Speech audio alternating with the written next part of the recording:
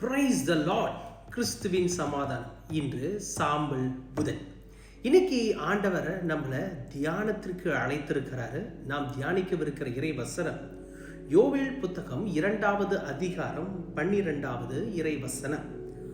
இப்பொழுதாவது உண்ணா நோம்பிருந்து அழுது புலம்பிக் கொண்டு உங்கள் முழு இதயத்தோடு என்னிடம் திரும்பி வாருங்கள் என்கிறார் ஆண்டவர். Praise the Lord. இந்த சாம்பல் புதன் நாளில் இன்னைக்கு நாம பயணித்துக் கொண்டிருக்கிறோம். சர்ச்சுக்குன்னு ஒரு திட்டத்தை ஆண்டவர் வச்சிருக்கிறார். ஆண்டவர் நமக்கு என்ன திட்டம் வச்சிருக்கிறாரு, எதுக்கு சர்ச் கொடுத்திருக்கிறாரு அப்படின்னு கேட்டீங்கன்னா, போய் நம்முடைய குடும்பத்திற்காக நம்ம நல்லா இருக்கணும் அப்படின்னு வேண்டறதுக்காக மட்டுமா இல்லை.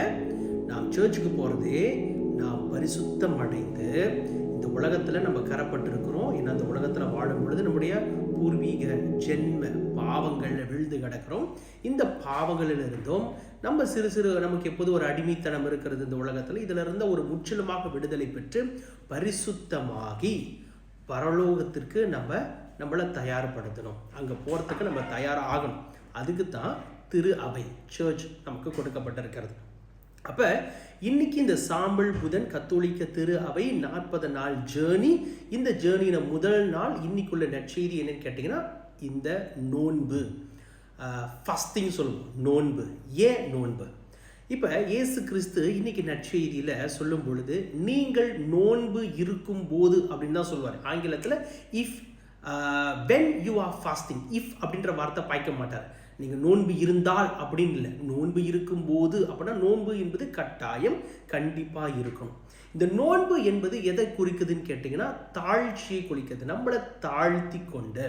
ஏன்னா நமக்கு நிறைய பேர்லாம் கேட்பாங்க, இந்த நோன்பு ரொம்ப அவசியமா, ஏன் பட்டினியாக கடந்து தான் ஆண்டவர்கிட்ட ஜெபிக்கணுமா, நம்ம இயேசு கிறிஸ்து தான் எல்லாத்தையும் கடந்து வந்துட்டார அப்படின்னு சில பேர் விதண்டாவாதம் பேசுகிற ஆளும் நம்ம மத்தியில் இருக்கு. ஆனால் இந்த நோன்பு ஆண்டவர் எதுக்கு வச்சிருக்கிறாருன்னு கேட்டிங்கனாக்கா, எந்த காலகட்டத்திலும் நமக்குள்ள இந்த மேட்டுமை, தற்பெருமை, புகழ்ச்சி இதெல்லாம் நம்ம இல்லைன்னு சொன்னாலும் ஏதாவது ஒரு கட்டத்தில் நம்மளை மேற்கொள்வது இயல்பு. அப்போ நமக்கு ஒரு சுத்திகரிப்பு தேவைப்படுகிறது.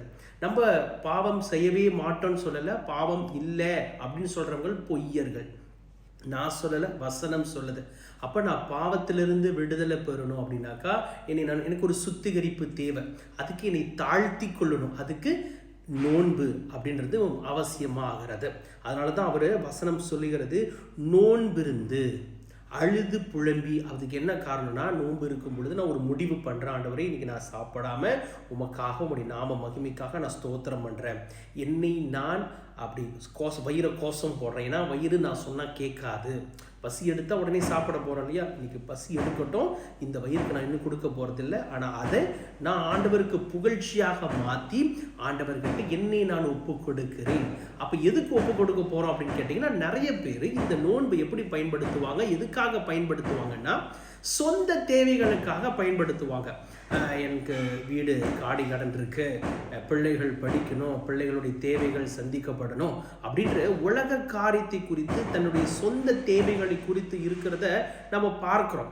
அது தப்பு இல்லை. பல நேரத்தில் அது நீங்கள் மற்ற நேரத்தில் செஞ்சுக்கலாம். ஆனால் தவக்காலம் என்பது, தவம் என்பது நம்மை சுத்திகரிக்கிறது. நேற்று நம்ம அதை பார்த்துட்டோம். சுத்திகரிப்பு, உபவாசம், நோன்பு, மனமாற்றம், பிறகு ஒரு மிஷன் ஒர்க் அதுக்காக. அப்போ நம்மளை சுத்திகரிப்பு செய்து ஆண்டவருடைய இல்லத்திற்கு நம்மளை தயார்படுத்தணும்னா இந்த நோன்பு எடுத்து நம்மளை பரிசுத்தப்படுத்தணும். என்னை நான் சோதித்து அறினோம். இதை ஒட்டி தான் எசாயா புத்தகத்தில் 58வது அதிகாரத்தில் சில பேர் நோன்பு எடுத்துட்டு ஆண்டவர்கிட்ட கேட்குறாங்களாம், நாங்கள் நோன்பு இருந்த பொழுது நீர் எங்களை நோக்காததையே. நாங்கள் பாருங்க, நாங்கள் நோன்பு இருக்கிறோம், நாங்கள் உபவாசம் இருக்கிறோம், ஆனால் ஆண்டவரே என் மேலே உங்களுக்கு கண் இல்லையா, உங்களுக்கு கண் இல்லையா, நீங்கள் என்னை பார்க்க மாட்டீங்க, நான் எவ்வளவு நோன்பு இருந்து ஜெபிக்கிறேன், ஆனால் நீங்கள் எதுவுமே கண்டுக்க மாட்டேன்றீங்க அப்படின்னு. ஆனால் ஆண்டவர் சொல்லுகிறார், அப்படிப்பட்ட நோன்பு, சுயநலத்தோடு இருக்கிற நோன்பு நான் வெறுக்கிறேன். அவர் வெறுக்கிறார். இந்த நோன்பா, நீங்க எல்லாம் உங்க ஆதாயத்துக்காக நோன்பு இருக்கிறீங்கப்பா, அந்த நோன்பு நான் விரும்பல. அவர் என்ன நோன்பை விரும்புறாரு தெரியுங்களா? உடல் உள்ளத்தை ஒருத்து நான் பாவி என்பது ஏற்றுக்கொள்கிற நோன்பு. அப்போ இந்த நோன்பு என்பது என்னை தாழ்த்தி கொள்வது மட்டுமல்ல, நல்ல காரியங்கள் பாருங்க. 6வது வசனம் சொல்லுது, கொடுமை தலைகளை அவிழ்ப்பதும், நுகத்தின் பிணையல்களை அறுப்பதும், ஒடுக்கப்பட்டோரை விடுதலை செய்து அனுப்புவதும், எவ்வகை நுகத்தையும் உடைப்பதும் அன்றோ நான் தெரிந்து கொள்ளும் நோன்பு. கர்த்தருக்கு ஒரு நோன்பு அவருக்கு பிடிக்கும். எது தெரியுங்களா? விடுதலையை சொல்லுங்க. நீங்கள் யார் மேலாவது ரொம்ப அப்படியே ஒரு கசப்போடு இருக்கீங்களா, அதை தூக்கி போட்டுட்டு நம்மளோட இறுதி நேரம் எப்போ வரும்னு கூட தெரியாது, பரவாயில்ல நான் உன்னை மன்னிக்கிறேன், என் தந்தை என்னை மன்னித்தது போல, பரலோக தந்தை என்னை மன்னித்தது போல நானும் உன்னை மன்னிக்கிறேன் அப்படின்னு சொல்லி ஒரு மன்னிப்பை கொடுத்து, பசித்தோருக்கு உங்கள் உணவை பகிர்ந்து கொடுப்பது. நான் மட்டும் சாப்பிட்றது இல்லை. நோன்பு என்பது இன்னைக்கு காலையில் நான் பசியாறணும், மத்தியானம் சாப்பிடணும், இது ரெண்டுத்தையும் நான் ஸ்கிப் பண்ணுறேன்னா அதுக்கு நான் செலவு பண்ணுறது இருக்குல்ல, அந்த செலவுகளை பிடிச்சு சேர்த்து வச்சு யாருக்காவது ஒரு வீட்டுக்கு, யாருக்காவது இல்லை, தேவைப்படுகிறவர்களுக்கு, உண்மையாக தேவைப்படுகிறவர்களுக்கு ஒரு மளிகை ஜாமான் வாங்கி கொடுக்கலாம். நான் சிகரெட்டு பிடிக்கிறேன்னா அந்த சிகரெட்டுடைய அப்படி ஸ்டாப் பண்ணிவிட்டு அது ஒரு நோன்பு. அந்த பணத்தை எடுத்து இல்லாதவர்களுக்கு அந்த பணத்தை நான் கொடுக்குறேன்னா, ஒரு ஆளுக்கு நான் வந்து பிரேக்ஃபாஸ்ட்டு வாங்கி கொடுக்குறேன்னா, லஞ்சு வாங்கி கொடுக்குறேன்னா, தேவையில் உள்ளவர்களுக்கு நான் உதவி செய்கிறேன்னா, தங்கம் இடமில்லாத வறியோரை உங்கள் இல்லத்திற்கு அழைத்து வருவதும், உணவு உடை இருப்பிடமில்லாதவர்களுக்கு இடமளிப்பதும், உடையற்றோரை அப்படியே தெருவில் அப்படியே சுற்றிக்கிட்டு இருப்பாங்க பாருங்க, அவர்களை காணும்போது அவர்களுக்கு உடுக்க கொடுப்பதும், உங்கள் இனத்தாருக்கு உங்களை மறைத்து கொள்ளாதிருப்பதும். அதாவது நம்மகிட்ட உதவின்னு கேட்டு வரவங்கக்கிட்ட நம்மளை மறைக்காம இருக்கிறது தானே கடவுள் விரும்புகிற நோன்பு. அப்போ இது மட்டும் செஞ்சுட்டு சாப்பிட்டுலாமா அப்படி கிடையாது. இந்த நோன்பு சாப்பிடாம இருந்து இப்படிப்பட்ட நல்ல காரியங்களையும் செய்து ஆண்டவருக்கு தன்னை முழுமையாக ஒப்பு கொடுத்து உள்ளத்தை உடைக்கணும். நான் பாவி ஆண்டவரே, ஏதோ ஒரு வகையில் உங்களை நான் துன்பப்படுத்தி இருக்கிறேன், என்னுடைய செயல்கள் பிறருக்கு துன்பத்தை வருவித்திருக்கிறது, என்னுடைய செயல்கள் அநேகரை காயப்படுத்தியிருக்கிறது, என் பிள்ளைகளை காயப்படுத்தியிருக்கிறது, என் மனைவி, என் கணவன், என்னுடைய உற்றார் உறவினர்கள், என்னுடைய திரு அவைய குருவானவர்களை ஏதோ ஒரு வகையில் நான் காயப்படுத்தி இருக்கிறேன்.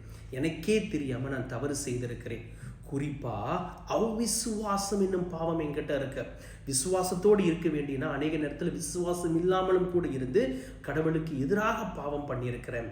ஆண்டவருடைய ஆசீர்வாதம் எனக்குள் வருவதற்கு, அவருடைய திட்டம் என்னுள் நிறைவேறுவதற்கு நானே நிறைய இடத்துல தடையா இருந்திருக்கிறேனே, அதற்காக மன்னிப்பு கேட்கணும். அப்போ இது ஒரு நாளில் நடக்குமான்னு கேட்டிங்கன்னா இல்லை, இது ஒரு ஜேர்னி. அதனால தான் சொல்லி இது ஒரு பயணம். தவக்காலம் என்பது ஒரு பயணம். இன்னைக்கு நம்ம ஒவ்வொரு வார்த்தைகளும் இப்படி தியானிக்க ஏதாவது ஒரு வசனம் நம்முடைய உள்ளுக்குள்ளே இருந்து நம்மளை பரிசுத்தப்படுத்தும், தூய்மைப்படுத்தும். அந்த பரிசுத்தப்படுத்தும், தூய்மைப்படுத்துவதற்காகத்தான் இந்த தவக்கால ஜேர்னி, பயணம். சரிங்களா? அப்போ இந்த தவக்கால பயணத்தில் நம்மளும் ஒப்பு கொடுப்போம். ஏதாவது ஒரு விஷயம், நான் இதை விடணும் ஆண்டவரே, இது ஒரு அடிமைத்தனம் எனக்குள்ளே இருக்குது, இதை நான் விட்டுற ஆண்டவரே, அதுதான் உண்மையான நோன்பு. சாப்பிடாமல் இருப்பதும் இதுவும் சேர்த்து வரணுங்க. இதை செஞ்சுட்டு நல்லா அடி சாப்பிட்டுட்டு அப்படியே தூங்குறதுக்கு இல்லை. சாப்பாடு நேரத்தை தவிர்த்து, இப்போ பகலில் ஒரு அவர் கொடுக்கப்படுகிறது, 1 மணி நேரம் எனக்கு சாப்பாடு டைம் கொடுக்கப்படுது. அந்த நேரத்தை நான் சாப்பிட போல, அப்போ அந்த 1 மணி நேரத்தை என்ன பண்ணுறது?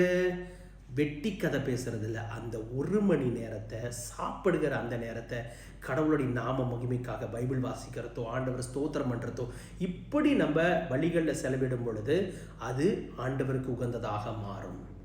சரிங்களா? Praise the Lord. மீண்டும் அடுத்த பதிவில் சந்திப்போம். ஆமென்.